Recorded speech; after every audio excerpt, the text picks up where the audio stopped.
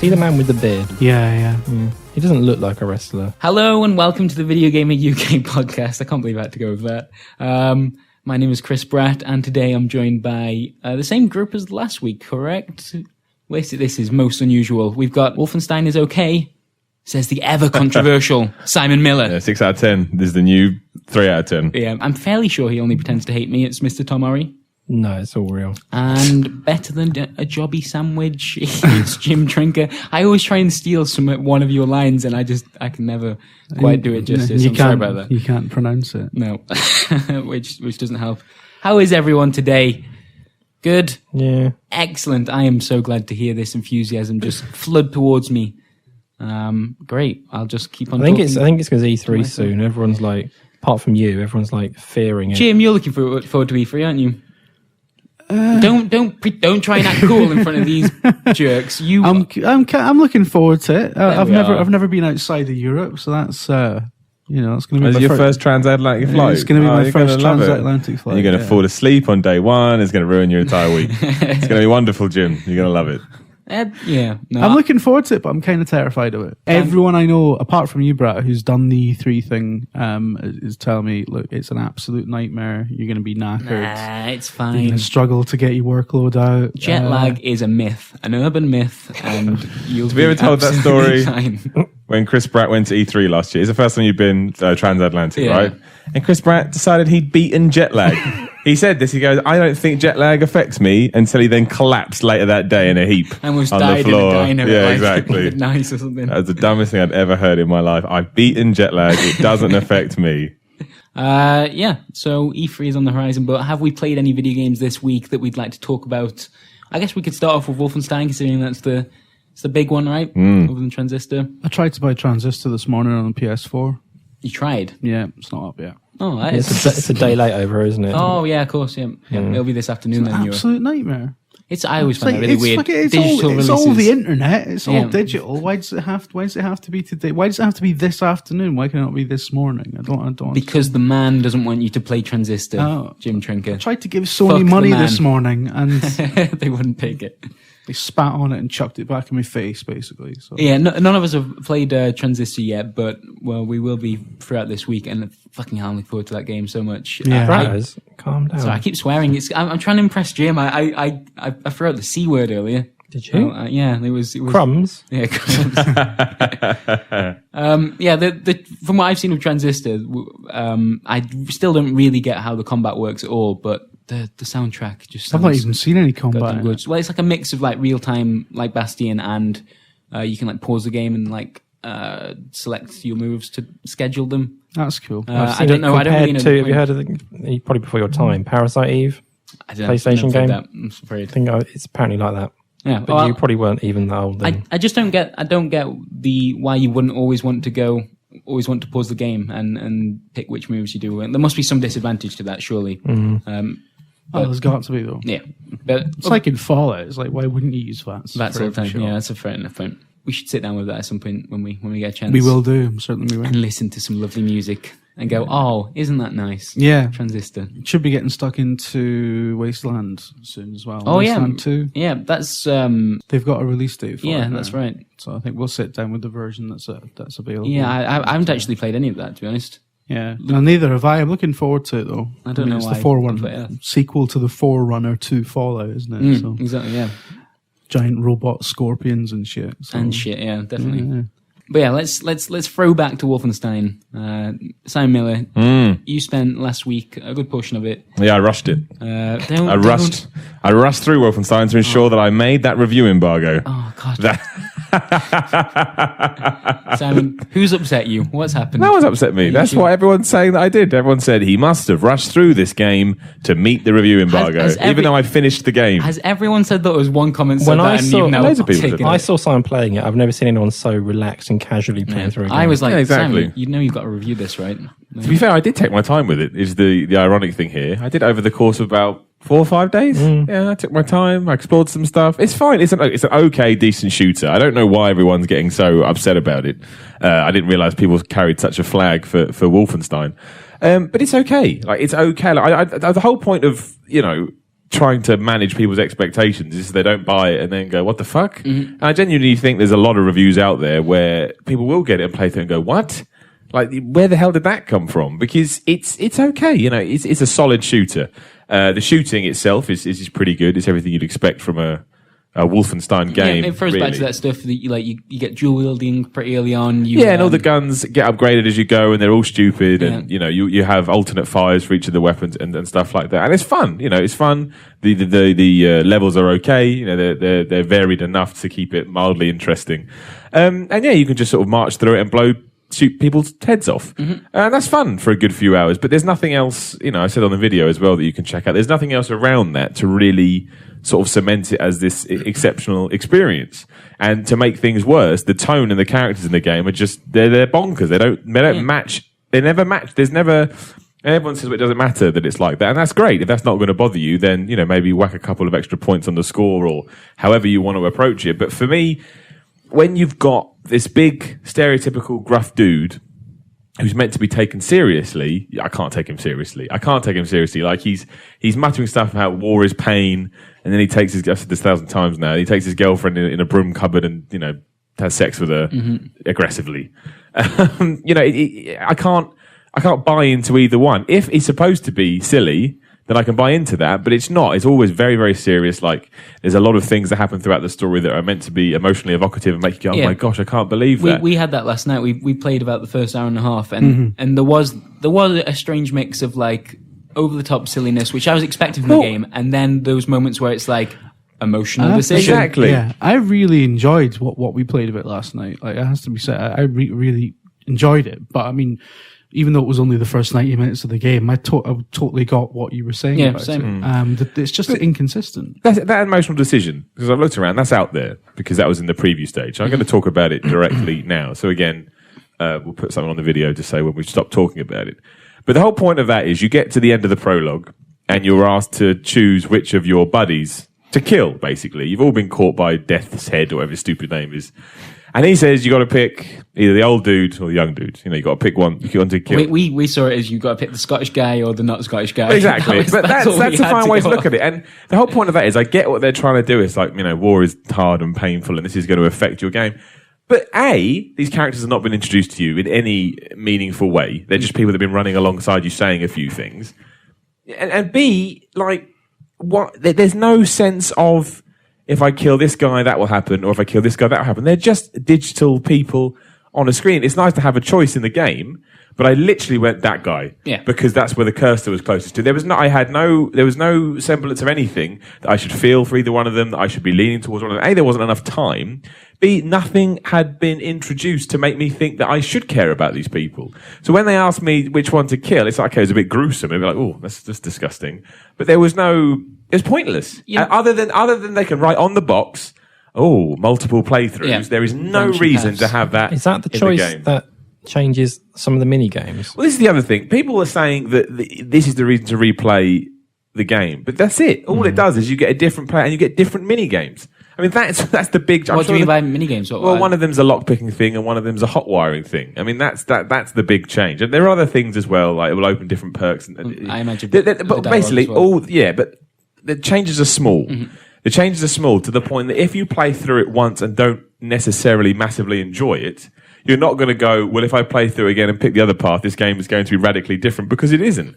All you're going to do is have a different character model, a different, you know, sort of set of options here and there, and maybe some, you know, extra perks and stuff like that. You really have to enjoy the game for that to be a reason to replay it. So this idea that anyone has rushed, there's no rushing. Like, this whole 20-hour thing came from, you know, if you find all the secrets and if you find all the collectibles. Now, collectibles can die as far as I'm concerned. Like, they've never been something I've been interested in games. I hate them when they do it in Assassin's Creed. I hate it when they do it. I'm not going to spend my time walking around trying to find bits of paper on a floor unless the sort of the result is something incredible. But I don't think any game has ever got that right. Unless you're an achievement hunter, which is fine, but that's not my bag. And then the other thing, I completely forgot my point, which is bad, but it will come to me in a second. Secrets? And the secrets are things like the different paths. Yeah, and they're not secret. They're question marks on the map. Yeah, exactly. Yeah, or different paths, or an item you can find. Like, that's not just because you get to a T-junction in a level and you're supposed to go right, but you go left for a bit, and that adds an extra 25 minutes onto your playtime. If the game has done nothing to make you think, oh, I want to go left, I want to explore, then going right is not rushing through the game. It's an issue with the game that it's not making its secret and collectibles interesting or, moreish to you at all. So if you're not inclined to do it, then there's a problem with the game.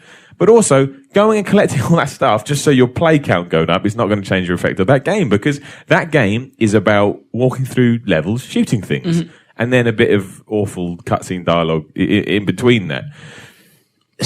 I think most people will understand before the prologue's finished, which is about 90 minutes. I think most people will know what they're going to think of this game. I think we kind of got our grasp of it. I think one problem of doing new games that we haven't played before on the live stream is sometimes we miss out on some of the story stuff, and so maybe we didn't necessarily do that justice. But when it got to that big decision at the end of the prologue, pick between these two characters, you know how last week I was talking about The Walking Dead fell flat when I didn't know the characters and it made me do one of those choices. It was the same kind of thing. Exactly. You have to care. We only knew, right, that one guy was Scottish and he said Scottish things occasionally. I didn't even recognise the other guy in the choice. I was just like, all right, so that's one of the... He had very strange eyes. I've got to choose between a character that's actually said stuff to me or a character that hasn't. Who's supposed to be young and like noobish. Yeah. But that he's like, you're not going to kill me, Sarge, or whatever he's saying to you. But that's the thing. I mean, like, because we put a 6 on it, all of a sudden that means we think it's terrible, which is a bigger problem with the industry overall. A 6 out of 10 means it's an above average shooter, but obviously 7 out of 10 has become this ridiculous score. But I refuse to buy into that. We have a 10-point score for a reason. I think it's only fair that we abide by that, even if nobody else wants to. And I think it's good, but I think it's good in the way that I've described here, and I've described in the review. And I think, will people get more out of it than I did? Yeah, I'm sure they will. And that's, there's nothing, I'm not saying that can't happen or there's anything wrong with that. If you're really, really into just walking around shooting things, it does a very good job of that. But there's just so many things that make it a really jarring and difficult experience to enjoy because, be it, I got no problem with if you want to put sex in games, that's fine. But when it becomes as if you've put it in to get people to talk about it, to hell. Well, yeah, exactly. It feels weird. And then they do all this stuff, this pacing stuff, where between each mission you go back to this HQ and you have to basically do fetch quests for people. I mean... What, within the HQ itself? You have like a mini hub, and it's really small. So everyone will say it's massive. No, it's not. It's tiny. And people say, go get this for me. So you go get it, bring it back. Oh, now go get this for me. And it's nothing of any real importance. It's just there for padding. It's just there to try and make it feel like the pacing is different, but it doesn't. It just feels like you're trying to eke out this runtime, for no reason. I'm not sure it was you that said it, or maybe I read it, but I heard described as a point and click without any puzzles. Yeah, that's exactly what it is. That's exactly what it is. It's just... It's only there to break up shooty, bang, bang, bang. Yeah, I think the Bureau did something similar when you went back to HQ between missions, and they did that often because it was sometimes difficult to have those dialogue moments within the action. I guess it gives a place for that in the game, but yeah, I wouldn't say that's. It's just one of these situations where I didn't enjoy it as much as other people would, and it'd be nice if it was left at that, but it never will be because people take these things personally for reasons I never truly understand. But it's good. It's good. Like, it's a good, solid shooter with huge flaws and problems that kind of drag it back down to earth a bit. And that to me is a 6 out of 10 game. That is to me a 6 out of 10 game. I think once you get into the 7s, the 8s, the 9s, there needs to be something more and something extra to make you think. And a lot of people have said this is the quintessential 8 out of 10 game, because it's what you'd expect and does it well. I don't agree. Tomb Raider was the remake, the sort of starting again. That was a quintessential 8 out of 10 game for me. Like, it could never ever get 9s and 10s because everything you're playing was so familiar, but it did everything that it wanted to do so well that it was one of my favorite games of that year. But this it does everything it wants to do kind of well, but then confuses itself by not really knowing if it wants to be silly or serious. And some people, so they don't care about that. But if I want to take this main character seriously, after he's gone, war is hell, and then he's doing all this other silly stuff, so they pick one. Like, who are you? On one hand, you could see in the prologue as well, it was trying to, have these messages about, human torture and the kind of disgusting experiments that happened throughout world wars, and then robot Nazi dogs. Like, it's difficult to have both of those two ideas in the same game. When you go to the moon, Shit, I mean, yeah, it'd be good much point. more fun if it had been robot Nazi dogs going to the moon, heads exploding into big piles of bloody messes and stuff like that, and then you have cutscenes that's stupid and everything. And there's so many things they do, and I won't say this because that will be it. But there's so many things they do where you've just done that to try and be poignant. There's no build up to it. There's no depth been introduced. You just don't. Oh my gosh! But no one's going to do that because some people might, but I think some people will struggle to do it just because it doesn't. There's no weight to it, and as soon as this happened, it's forgotten about, and you're like, okay, I don't really see what the point of that was. And yeah, a lot of people seem to get upset about it. I guess it's because they wanted it to be good, and maybe they've already put some cash down and stuff. But hey, if you're excited about that game, you may play it, you may love it, you may kind of see where I'm coming from. Either way, it's just an opinion. I'd be surprised to find out people that have bought that game having some idea what Wolfenstein is about. You're not going to hate it. I'd be very surprised if anyone came away. I didn't hate it. Yeah, exactly. But on the flip side, I'd also be surprised if you came away going, "That's the best game." Yeah, best shooter I've played. I think respect it's one the of these scoring. things that's like a common phrase, just that it's worth a rental, maybe not a buy. I think that's probably where it sits as far as I would not spend £50 on this game. I wouldn't. There's not enough there. And I can't believe people would go through it more than twice maximum. Yeah. But one thing, somebody pointed, which I think was a good way of putting it, I can't remember who it was, but somebody on Twitter said it's like it's trying to be Inglourious Bastards 1 minute, and then it's trying to be Schindler's List. Yeah, that's perfect. Yeah, that's perfect way to put it. Which is, And imagine, everyone goes, movies aren't games, and they shouldn't be, but at the same time, they still evoke similar emotions.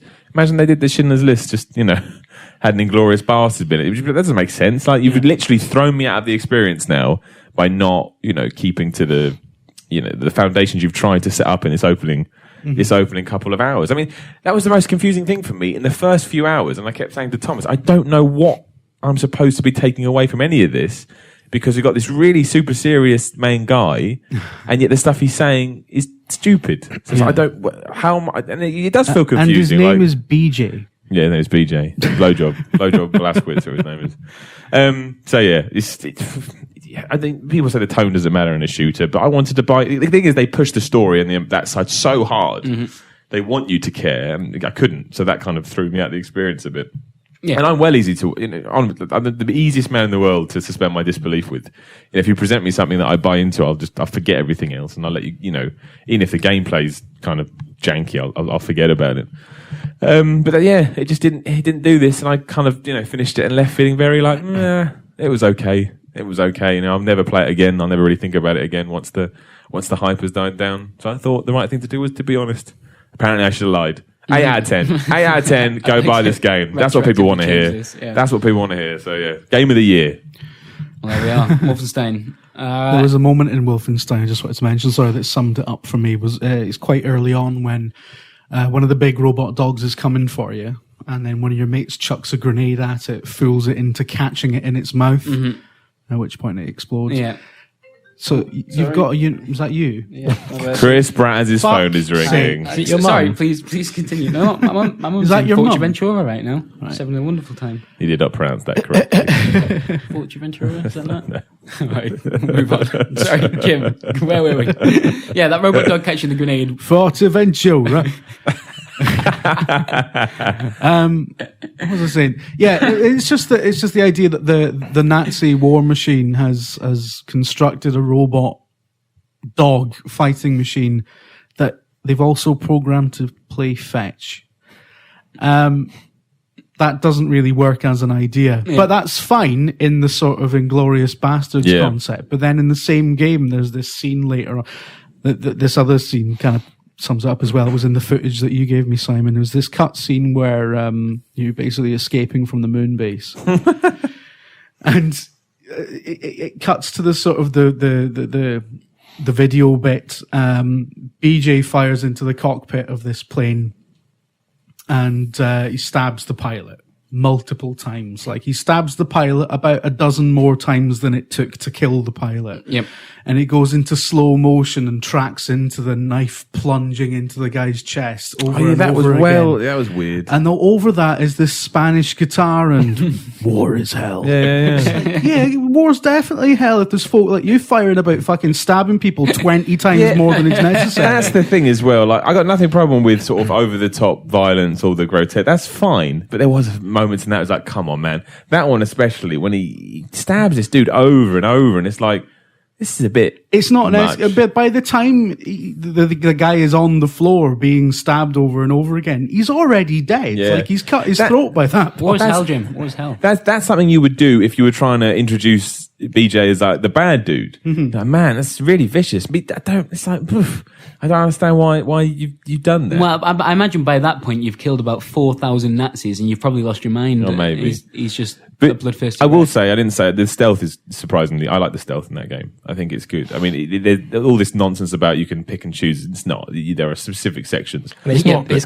quite like action stealth, isn't it? It's not like Yeah. But it works. It's fun. It's fun. I always enjoyed the stealth, which is weird. I think mostly because if you get caught, you can obviously just shoot your way out of it, which is nice. But no, the stealth I actually thought was pretty good. I love it in the first hour and a half. Like you can tell the guys they want you to kill with stealth are so obviously placed. It'll be like someone will be standing at the top of some steps with their back to you from a good 30 meters away. I think the AI is a bit bad in that game. I don't really care about that because I think in a game where you just want to shoot things, just shoot things. But I think it's serviceable. It's better when you go to the hard difficulty levels. But yeah, I think there's a little bit janky. When you were playing it, did you have that glitch where like if you shoot the automatic rifle and you know how it ejects bullets out of the chamber?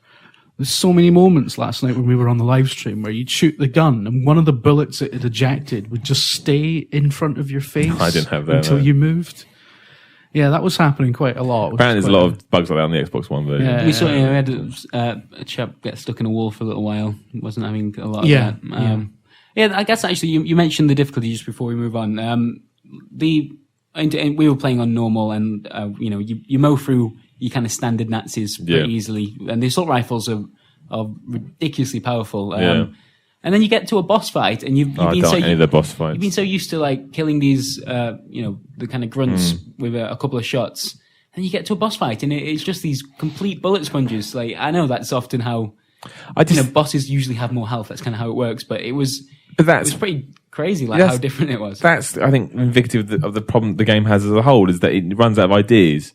And it's like mow down people. Oh, it's a boss. I don't know. Shoot more at it. I guess that's what the old Wolfenstein games did. Yeah, as well, and again, I'm not saying there's anything wrong with that, but it's just I don't enjoy. The last boss especially is awful. It's awful. It's just like it's like Uncharted 2's boss. It's just like I don't want to do this. I don't want to do it. I just want the game to end. You're literally finishing this because I feel like I have to finish. I have to just get through it. I'm done. Rush your way through it. Yeah, exactly. Because obviously I had a review embargo to meet, and screw integrity. Why would I care about that? But yeah, and it's just I like bosses that make you think, which is why Metal Gear's bosses are always really good. This is just move left, move right, run around, shoot everything you've got. When you're out of ammo, there'll be ammo crates waiting for you. Get the Tesla grenade or whatever, the Tesla grenade. It's just like I don't know. I think it's probably better played in short bursts. And I mean really short bursts, but it's okay. It's an okay shooter. Like that's the point I want to get across. A lot of people have acted like I've given it a 2. I didn't give it a 2. I gave it a 6, and I think that's fair. I think it's jarring. It's a very jarring experience. So it's difficult to actually settle into it. All right, there we are. Wolfenstein: The New Order. 10 out of 10. Must buy. Best game you'll ever play in your life. I'm just going to with all games now. Any game I'm going to talk about in the future is brilliant, and you should buy it. Excellent. There you go. Well, I guess has anyone played anything new this week other than Wolfenstein? I guess, as you said, Transistor's the other big one. I played surprisingly quite a lot more Dota 2. Right. Okay. I'll only mention this quickly because there is something interesting going on right now. The international is coming up, which is like the big annual. Is that the thing they're kind of crowdfunding or something? Yeah, this is what I want to talk about. They are currently selling what they call compendiums. I describe it to you as like a virtual, like a program that you buy at a football match or something, and I think they're selling them for £5, and half of that money goes to the prize pool fund, and half of it goes into Gabe Newell's pockets, I imagine. I don't know exactly what the breakdown is, But as a result, the prize pool was like 600,000 when they launched it, and then the compendium purchasing has put it up to over 6 million. So there's $6 million. What was it last year? Do you know? It was less than that. I think it was. But this is the first time they've done this. I think they had the compendium last year as well, but this one's been the most successful already, and it hasn't finished yet. And they've done that. They've managed that for a few reasons. Like you mentioned crowdfunding, they kind of took the kind of stretch goal idea, which you see in Kickstarter. So it's like, we need this much to make it happen, but if you go over that, we'll add new stuff in. And they've got a bunch of new things. A lot of it's like visual stuff, which I didn't used to care about, but Dota's kind of turned me there. Oh dear. So what is it? You get like a JPEG of something. What, as in the rewards or the compendium itself? What do you get? No, so it's like you'll get like you know Polaroid of Gabriel's arse. Do you know what a courier is? Like the chap that brings your courier? items to you whilst you're in the lane. Like FedEx. Yeah, it's like FedEx, so you don't have to go back home to get your new gear. Supply lines. Yeah, and you can stay in your lane and get all the experience and carry on killing stuff. So like, No idea what a lane is. God damn it. So yeah, you can like change it visually, so people go, oh, his looks cool. He must have bought that compendium, and then everyone's really impressed. I imagine. I really hope. Well, it sounds like everybody bought it, so everyone's just going to be patting themselves on the back like Barry Windham, going, yeah, it's brilliant. We got some new loading screens. The 6 million one, actually, stretch goal means that we can customize our bases. It's going to be Windham. For the record, it's not Barry Windham at all. So I just need to. That's because I've listened to too much Stone Cold. Sorry, keep going. Sorry, though. Is that such a thing? Too much Stone Cold? No, but that's because don't worry about it. Keep going. But yeah, I meant Barry Horowitz, but it doesn't matter. I've only got into Dota 2 this year, and it's like a really clever way of getting people into the esports side of it, because it's like an interactive thing as well. So the more you interact with the compendium, the more experience you'll get from the games you play. So if you kind of predict like the results of matches or like certain stats and stuff, pick your favorite player. I went for this Ukrainian chap with a mullet because he's a Ukrainian chap with a mullet, and it's like, I just think Valve know their shit. Like I know League of Legends is still the bigger one in terms of viewer numbers during the tournaments, but like I don't know that League of Legends is encouraging that new blood in the same way. I think this is really, really cool. How many hours a week do you play Dota for now? I'd say it's probably more hours than he spends in the office. Guaranteed. I think it's probably 6 or 7 a week. Yeah. So at least an hour a day, roughly. Yeah, at least. I think you're being I know. conservative Sure, there. sorry, I think it's more like 14. Simon, we said that you wouldn't tell people what time I get I'd say it's at least 2 hours a night, at least. Yeah, maybe. Well, it depends. You know, I've got social responsibilities to look after, Simon. I'm not always playing Dota. I've been playing a game, nice new game this week. Yeah. Decap Attack. Decap Attack. Yeah, it's 1991. It's great, that game. On the Mega Drive. Have you played it before? Yeah. Oh, let's chat Decap Attack. You weren't even born, Chris. I was. Think about that. I think it's the one where you have different heads. Yeah, well, kind of, yeah. Like, I wasn't very good at it. I was terrible at it, in fact. It was really depressing. What were you playing it on? Sega Mega Drive collection for the Xbox 360. Oh, with the wonderful Carly Drew, who introduced me to Decap Attack. Decap Attack. And it was somewhat embarrassing because I was really bad at it. Like, I grew up with Nintendo machines. Give me a Mario game. Kick that fucking thing's ass. Give me Decap Attack. It's really hard. It's really hard, right? You remember it being tough. I think lots of old games are hard. I didn't realise at the time, but because they're about 5 minutes long, they have to make them really hard. Yeah, no, I agree. It's just like, I don't know. We were passing the pad, and we probably would have got to the end, and I fucked up. I couldn't do it. Couldn't do the bosses. Couldn't get past it. It had these weird things where wind would come up. You kind of, it's classic platformers. Right. So, it's when you have to wait to time it so that you jump past the wind so it doesn't blow you up in the air. I got blown up in the air every time. Got pushed into this weird enemy and got killed. What do the words Decap Attack actually mean when put together? Well, he's decapitated, isn't he? Yeah. So he's attacking things. So whilst it's decapitated attack. Yeah, so it should be. As far as I know, the story, I think Decap Attack has a better story than Wolfenstein because it keeps its themes, constant. You are a Frankenstein monster, like that, and you've lost all your limbs, so you have to go through 6 worlds which are all named after body parts. What did you start off with then? You're kind of just some weird triangle thing. You're just a what? You're just a bum. Right. You're just a wee arse that bounces along the level. I got my ribs and both of my legs, and then I died and lost the game. Does the way you control your character change as you get new limbs? Like, can you start to jump higher or anything? I don't think so. That'd be clever. You can find this little skull head that you throw at things. That's pretty good. Is it? Oh, right. Okay. Yeah. Cool. Yeah. Sounds interesting. Yeah. Decap Attack. I liked it. That was pretty good. I was so bad. I was so bad at it. So bad at it. It's not even funny how bad I was at that game. For a man that shouldn't, for a man that grew up on games. This Mega Drive game, I don't play Mega Drive. I played SNES. Mega Drive had loads of kind of weird games like that. Yeah. SNES just had Mario. But Mario was really good, so it was okay. I think Sega just kept throwing money at things to hopefully they'd find their Mario that wasn't Sonic, and they never really got there. But everyone seems to like Decap Attack. You saw Tom's reaction when I brought it up, so it's his face lit up with joy. It's an all-time classic, some would say. Well, you've always got a surprise for us on this podcast, Sam Miller. If it's not Darts Night. Darts Night! I haven't played that in so long. I couldn't get past that guy. What was his name? I found it oddly controversial. I don't like saying it out loud. Is it? It was an Asian chap, wasn't it? Yeah, it was like Andy the Asian or something. I was like, can we say that? It seems a bit bad, but yeah, I still can't beat him. I get to like the third frame and he just annihilates me. But Darts Night, still free though, so you should definitely go if you've got an iOS application. I don't know if it's on Android, but you should definitely download Darts Night. Darts Night's fantastic. God damn it. The ultimate commuter game. Back here, this is what I take full responsibility. It's the ultimate commuter game, Darts Night. It's wonderful. Everyone tweet Darts Night saying how good their game is. All right, okay. And tweet Wolfenstein and tell them their game of the year. I love darts. Well, there we are. Darts games are great. There's a great one on the 3DS called Darts Up 3D. How's it compared to Darts Night? I don't know, I've not played it, but it's like $1.95 off the eShop, and that got me through many a 4-hour train ride to London back in the day. So. Actually, I'm gonna give us an early question here because this is relevant. Someone wanted to thank you for recommending was it Asphalt 8 last week? All right. Yeah, okay. saying that they've been struggling to find decent stuff on the Android store, and that was actually a really good shout. Are we going to cover more mobile features or roundups in the future, like on Video Gamer? Yeah, the odd mobile game goes up. Because what's our policy? If it's good, we'll.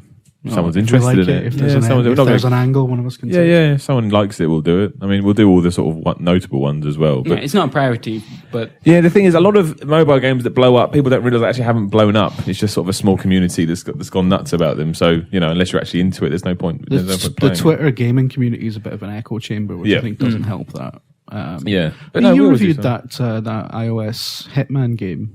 Yeah, that was good. See, we do stuff like that. Yeah, Hitman Go is really good. I like Hitman Go, the ultimate commuter game. It definitely helps if if they're trying something different with it, because there's a lot of repetition on that marketplace. I'll tell you one thing I want to do. Those Stargate games that came out on iOS. Because you've been talking about they are Stargate games such a bag of shit, but because it's Stargate, I want to, once all the episodes are out, I want to do a massive video about it. They sound like the ultimate commuter game in my book. I know what you mean, actually. Like, with games like Device 6 was a critical success like recently on the iOS market. I don't know how well that's done commercially at all, because it seems like that top sellers list. I think their so games do disconnected okay because they rest. charge a premium compared to lots of apps, don't they? So their games generally do okay because they have a fairly big user base that buys all their stuff because they make quality stuff. They did that other one that was good, and then the one before that was also good. So all right, good details. I've bought them all, but I've only played a few hours of each. I've played Device 6. Haven't played their previous stuff, but I know, and I hear that there's some history there. I guess it's weird though, isn't it? Because how the hell do you make any ground on the App Store? You can't. It's too much stuff, and there's no rhyme or reason to it either. Things just get thrown up. It just seems fucking crazy. That's why it's best to concentrate on things that people care about or have brand recognition, because it's easier to focus in on them. We'll probably do the X-Men game that comes out in a couple of days just because it's X-Men. But yeah, it's too much stuff. Too much stuff goes up. It actually feels like Steam's going a little bit that way. I've got a video going up today at some point. I'm not sure if it'll be before or after the podcast about that topic. The fact that have you heard that the number of new releases on Steam? There's been more already this year than the entirety of last year on Steam, and that new releases tab used to kind of trickle down, and so you had a good couple of days at least in that initial tab. It's like every couple of hours now you got a totally different list on the new releases tab, and it's mostly shit. Yeah, I mean it's changed dramatically just since I started this job. I remember I used to religiously follow that new releases tab to check out, make sure we got all the cool new stuff coming out. I bet we've missed loads because I was doing that a few months back. Don't do it now. It's crazy. Do you know what? A large portion of those have actually ended up being re-releases of games from. There's a lot of older games on there now. Yeah, yeah. that they don't make it clear they are older, but they are. Like they had Realms of the Haunting on there recently, which is like a game I played in like, I don't know, mid-90s on a PC or something. So it isn't completely open yet, but if you're a developer with some history releasing on the PC or some history with Steam, you can quite easily get your stuff on there at the moment, which means a lot of people are re-releasing those old games. And as you said, they don't differentiate, so they take up like the new releases tab completely. When I did this video, it was last week, and the 5 latest games were all from a company called Humongous Games, I believe, who did point and click games in the 90s. And the 5 latest games in new releases on Steam were all re-released. Yeah. Froggy I find Fish. The Steam like latest stuff at the moment is a bit like when I was a kid. I had Commodore 64. I used to buy games from my newsagent. Don't know why that was a thing, but they had like a little spindle thing you span around with cassettes all in it. You before your time, Chris.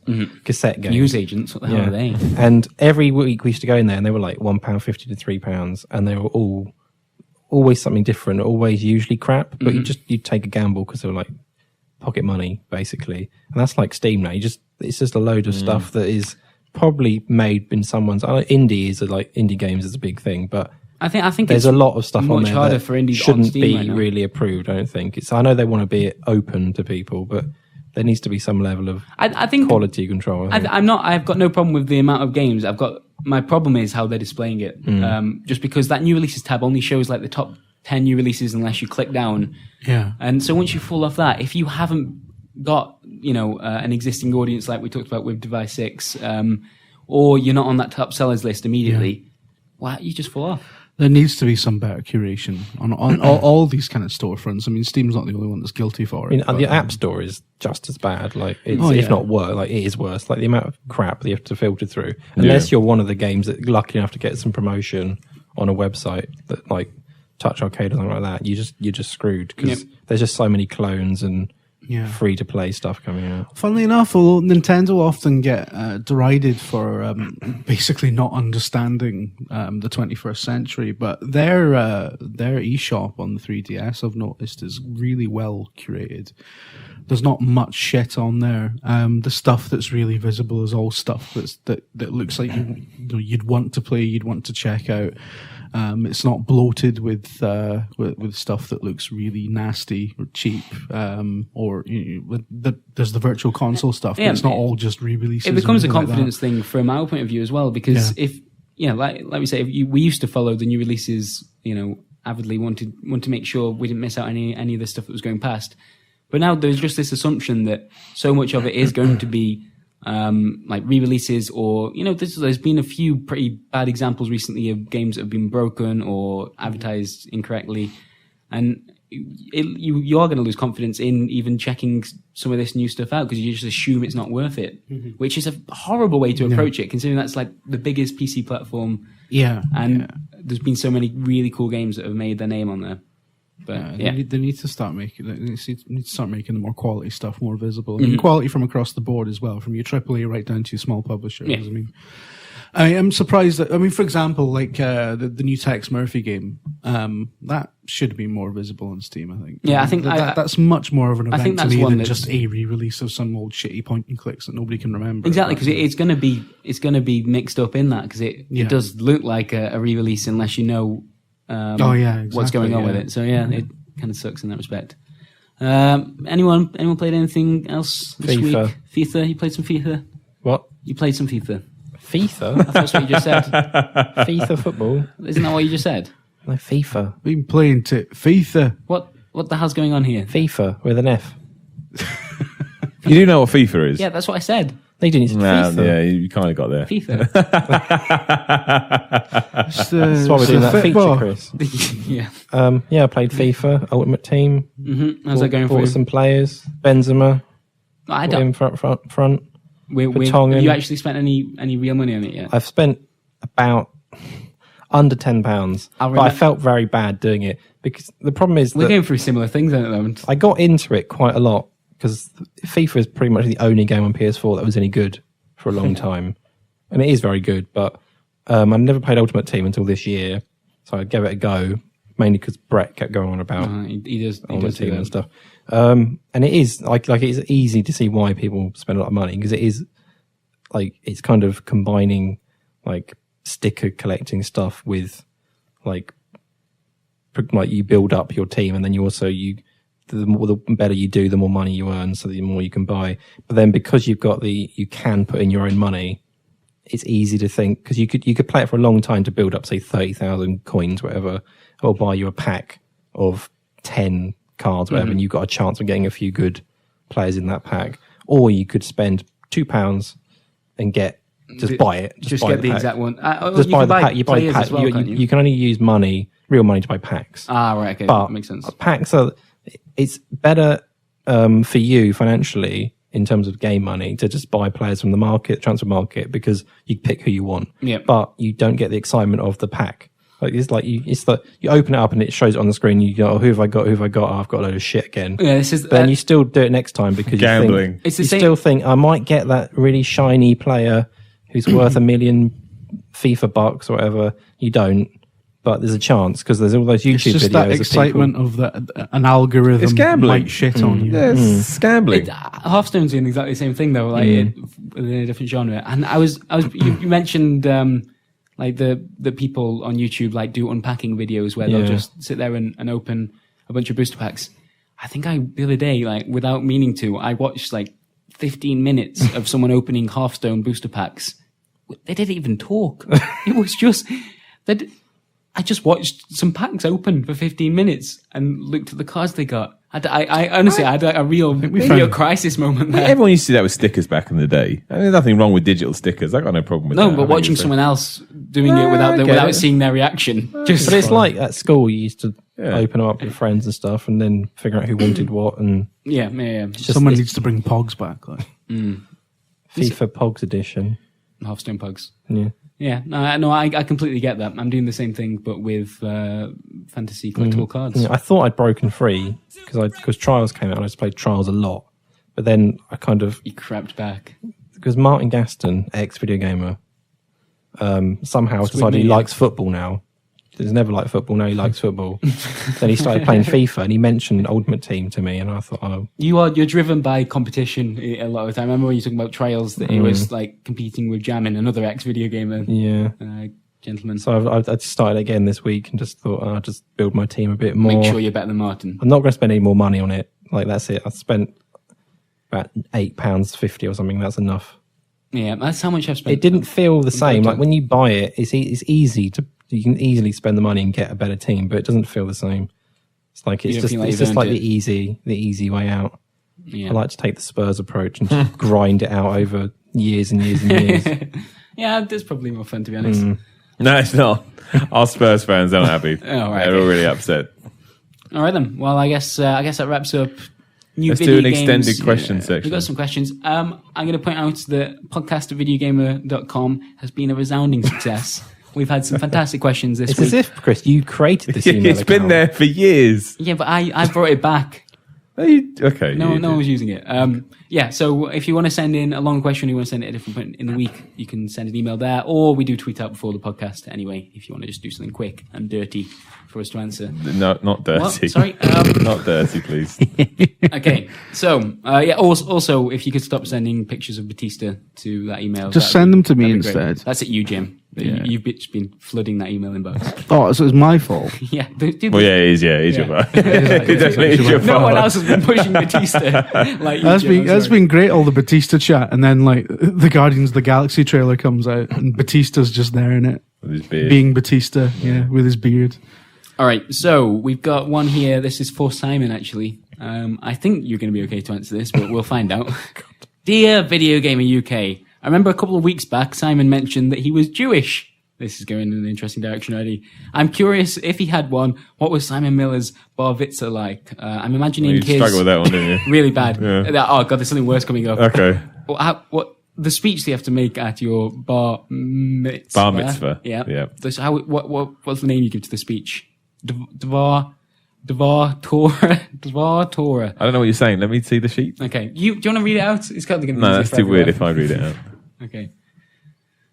Dvar Torah, you got it right. Yeah, Dvar Torah. Okay, cool. What was I? imagining his speech was about Link as a metaphor for persistence and that the party was held at a gym. I don't know if bar mitzvahs are celebrated the same way in the UK as they are here in the States, but the idea of a young Simon singing in Hebrew to a room full of old Jewish people is one of the best things I could imagine. Yeah. Love the show. Royce in Brooklyn. Thank you, Royce. Well, I had a bar mitzvah when I was 13, and I'm considered a man in the eyes of the Jewish community. It was at Edgware Reform Synagogue. I 2.5 years of prep that took. What? Yeah. What?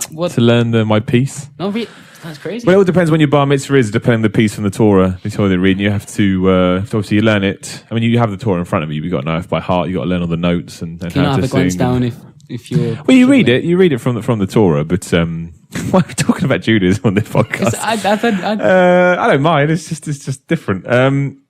Yeah, no, I did that, and my party was at Apollonia, which was a Greek restaurant in Stanmore, which is near where my grandparents live. Not a gym. My granddad still lives. No, it wasn't in the gym. You went into the gym stuff. I wasn't training when I was 13. I started when I was 16, so it's 3 years prior. But no, yeah, I did all that. I went to the synagogue. I sang my piece. I think the piece was about 20 minutes long or whatever. Yeah, no, it was good. It was a proud moment for me. Proud moment for my family. Happy days. All right. I was bar mitzvahed, brother's bar mitzvahed, sister's bat mitzvahed. All Jewed up in this house. All Jewed up. Yeah. Excellent. Well, there we are. A little insight into the left side Miller. Yeah. Felix Thomas asks, do you ever use online guides when stuck or try to avoid giving in ? Who's that to? Anyone? I do, yeah. Everyone. I would do. If I got so annoyed, if I liked the game, but I felt like I had a section that was annoying me, I'd use a guide. I don't like being annoyed by games because I stopped playing and I don't want to stop playing. So. I gotta say, YouTube has made that whole entire process so much easier. I know it makes me, I know I should burn. But I have no problem with the Nintendo stuff as well when it walks you through or it gives you a special magic leaf. You don't have to use it. Just then if you want to use it, I don't have a problem with that. I think it's fine. All right. Well, we got someone that does guides at VideoGamer. Brett Phipps is cranking them out. He's currently setting some, are we allowed to say he's currently setting records on Mario Kart 8. He's that good. Yeah. To be honest, at the moment it's not hard, is it? There's no one else playing. It's just Brett. Still doing it. David Inns says he's got a tough exam tomorrow. What line or lines would you use from any video game to inspire me? Simon, you're usually good for some from video games, some ad lib inspiration. Just attribute it to a video game. No one will know. War is hell. War is hell. Wake me if you need me. Whatever the flip it was. Where's my dad? That's Gears of War. Nothing is real. Everything is permitted. I'm not sure. Well, you got an exam tomorrow. Yeah. Just knock it out of the park. Go in there. Make sure you're prepared. Don't worry about it because there's nothing you can do once you're in there. Answer the question however it feels right. Details about the exam, Chris, or not? No, just because it's hard to give good advice. Well, no, I think the exam is all about prep. As long as you're prepared, as long as you've done your studying, there's nothing else you can do. Don't cheat. So go in there, do the best you can, come out. Whatever the result is the result. If you do brilliantly, go get a pizza. If you feel bad, just retake it. Do it again. Learn from your mistakes. Take a step up to a new plateau. No matter how tempting it is, don't just draw a cock on the exam paper and leave, because I did that. I think that was from Pokemon Blue, trouble. right? Was that right? Yeah, correct? Don't draw a cock on the exam paper. Did you actually? Oh, god damn it! This for a tech studies exam, and I'd fucked the rest of it over the course of in the classwork over the years. So, and I didn't like the teacher, so I draw a dick on it and fucked it up. But who really lost that? I was a little asshole when I was a kid, though. Did the teacher care, or was the teacher like? I got a bollocking for it. Oh right, okay, fair enough. On one of those, if a train is coming, from Scotland at 72 miles per hour, and one has come from London, There's a ScotRail joke in here somewhere. I did write. I think it's like what will happen or whatever it is. I did write something along the lines of utter devastation or something like that, massive train wreck, and I got in trouble for that. It depends on whether or not it's the ScotRail sleeper train or the East Coast. See, I knew it. I don't really get the reference, but ScotRail. I think you can imagine what ScotRail is. Yeah, a rail service for Scotland, I imagine. Yeah, basically. For fuck's sake. All right, good. Peter, who the fuck is Batista? I think we need to iron this The out animal. for The anyone. animal. He is Batista. the 5-time WWE champion, I think. Maybe 6 times. 6, I think. Crikey. Hang up, I've got someone's been sending me private messages on here. What the Christ is this about? We don't want to hear about this. Someone just sent me a code. What does that even mean? No, you're on the VideoGamer account. Oh, shit. That's a code we sent to the competition winner. Oh, Braz, that was embarrassing. Well, it'll never make the final edit. That was Adam Miller, I think his name was. He won our... What did we give away? Super Time Force. Super Time Force scores, yeah. Good. Right, okay. Someone sent me a code. There isn't, like, which professional wrestler has, in your opinion, the most cracking arse on them? Don't ask that. They're not. The only joke that's just come to my mind is a horrible one. If I lick the ears of any member on the team, who would it be, and what time did they leave the office today? I don't know. Any real questions? Brat, Not really. That's why I'm struggling. Shall I just move on to Million Instincts? Brat, do you like chicken? Yeah. Then suck my cock. It's foul. Not sure he gets it. He looks confused. Moving on to Miller Instincts. I'm going to roll the jingle. Miller Instinct. Okay, so this is quite a lengthy one, Sam. You're going to have to concentrate. Are you prepared? Yep. You ready to give me your immediate thoughts on the situation? Yep. Think about everyone who ever wronged you, Simon Miller. I'm looking at him. Think especially about those people who made you feel small and weak as a juvenile. Flip. Still probably me. Now picture a man standing in front of you, holding a device with 3 buttons and a gun to your head. He demands that you push one of the buttons. Any retaliation will be lethally admonished. All right? Okay, so there's a device with 3 buttons. The first button, all of those people who wronged you will vanish instantly. Second button, all of those people who wronged you will vanish very painfully. And the third, they all fall into pits of blood-gutted guilt and despair as they can no longer bear how they hurt you. Keeping in mind some of these people will be forced to take their own lives out of poisonous regret. That's from Gonzalo. Thanks for that. Well, it's the first one, isn't it? I don't want to inflict pain on others, even if they've inflicted pain on me. Because if I do that, are you picturing these then 3 I'm people? Can you see them? I know one of them. If I choose either 2 or 3, then I'm just as bad as they are. So That's not a Simon response. Of course it is. To be honest, I wouldn't want to do any of them because I like to think that I've moved on from that now and I've used those experiences to become the human being I am today. So you'd pick the 4th button, which is the 4th button. A big hug. No, not at all. Just whisper in their ear ever so softly. I forgive you. No. The 4th button would be to just ignore them and let them get on. I'd never say that. If I saw them, maybe I'd bear hug the shit out of them. But no, number one. I wouldn't want to do it anyway, but if some man's got a gun to my head, let them vanish peacefully away. First tears at the man with the gun is Batista. Yes. I just take him on. Out yourself, can you? I don't want to inflict pain on anybody because that just makes me like them. I like to think that, you got to stand above the people that try and drag you down. Otherwise, we're all in the gutter. That was very mature. I don't believe a single word of it, but that was a wonderful lesson to take away from the end of this podcast. Don't let hate rule your life. Because otherwise you'll never be able to fly with the eagles. Otherwise you'll never be able to live with Brat. I'm a delight to live with. Can eagles even fly? They're so heavy. Yeah, 653 kilograms. Fact. Nice. By the way, did you ever pick a winner for that? When you completely subverted the podcast competition last week. I'm going to run it for another week. I've got somebody I'd like to win, but I didn't really see that many entries. Yeah. So, if you'd like I've to win. Seen a couple of good ones, and there's a whole thread of funny, weird gifs on they're not winning. They're just going to give me nightmares. One of you is like an alpaca or something. Yeah. If you'd like to win the What's on My Desk competition, just send me a picture. That's all you got to do, at Simon Miller 316. The laziest competition in video game podcast history. Not really. They've got to draw. Whatever shit is on my desk, I will send to you. There's 2 good games on my desk. They're next gen, baby. I do have a potential winner. So let's see if we can. I'm not going to mention him because I don't want him to get his hopes up and then drop him. But he's winning at the moment. And if anyone can beat them by next week, they'll take it, and we can decide next week who walks away with the prize. All right, fair enough. There is also an actual podcast competition that we're running, and that's up until the beginning of next month, and we ask you what Microsoft are planning for E3 and to do some kind of funny drawing of video or something visual with that idea. And we've already got some. I've already got a favourite entry for that one. Yeah? I think you know what it is. I probably do, yes. How do you enter this competition, Chris? You go to VideoGamer.com, the hit video game website, and go to the forums. The hit video game from 1987. And you'll find a thread saying the podcast competition. Is that in the podcast forum? It's in the podcast sub-forum. You're correct there. Good work there. Thread's called, "Oh, cripes, it's a podcast competition, lads. That's not Stop true. the mill." Fuck you, Jim. Yeah, okay, that pretty much wraps it up. Podcast@VideoGamer.com for Was any that about questions hosting? next. If I've cut it all out, I sound so professional right now. There hasn't been a single pause or gap in this entire thing. Yeah, podcast@VideoGamer.com if you want to send any questions for next week. And until then, can people let us know if we've been mean enough or not mean enough to Chris? I think I don't want to know. There's a marked improvement for me. I feel like more of a person. New Miller competition. I don't want any tweets about feedback from this podcast. Wow. I don't want them. Keep them to yourself. You just cancelled feedback. Yeah, right. Keep them to yourself or send them to somebody else. I don't want them. Send them all to me and I'll relay them to Simon from a distance. All right. Well, thank you for listening, and thank you to you wonderful gentlemen for joining me today. Mr. Tom Orry. Goodbye. Mr. Simon Miller. I said very loudly. And Mr. Jim Shrinker. All right. Goodbye.